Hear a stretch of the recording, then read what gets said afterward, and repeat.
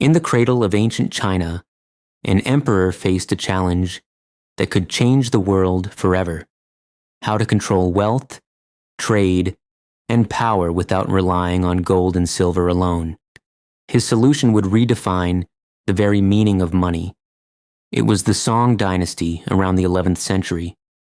Emperor Zhenzong ruled a vast and wealthy empire. Merchants carried bags of heavy coins through dangerous roads. Trade was booming, but transporting wealth was slow, risky, and costly. The emperor's scholars proposed a daring idea: what if money didn't have to be made of metal at all? What if it could be written on paper, a promise of value instead of weight? It was a radical concept, fragile paper replacing solid bronze coins. Many feared it would destroy the economy.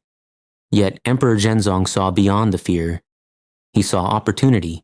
In 1023 AD, under imperial order, China issued the world's first paper money, known as jiaozi. These notes were backed by government trust, not metal. The world had never seen such an invention before. At first, the notes were used only in Sichuan, a province rich in trade. But soon, merchants realized how light and easy they were to carry. Commerce exploded like never before. Paper money made trade faster. It connected distant cities, unified prices, and brought prosperity. The emperor's gamble was paying off. His paper revolution was working. But success came with risk. The convenience of paper tempted rulers to print more than they could support. Inflation soon crept in, shaking the empire's balance. By the time of Emperor Huizong, the paper money system had spread across China. Yet, overprinting led to devaluation, the first known case of paper money inflation in human history. Still, the idea survived. When the Mongols conquered China, Kublai Khan saw its potential and continued using paper money under his Yuan dynasty, giving the world's first global economy its heartbeat. Europe, centuries later, would learn from this innovation. Explorers like Marco Polo carried tales of China's paper wealth back to Venice, astonishing kings and bankers alike. The emperor who invented money had unknowingly invented modern finance, the belief that value could exist in trust, not just in metal. His idea would shape empires, fuel economies, and even create crises centuries later. From the Renaissance to Wall Street, paper money turned into a new weapon of power. Nations that controlled currency could control trade, wars, and destiny itself.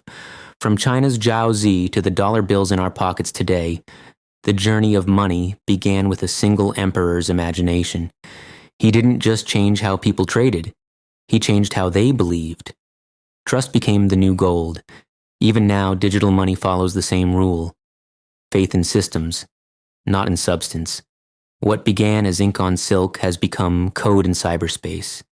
Yet, in every note and every digital coin, echoes of that emperor's vision still live: the power to give value to mere symbols.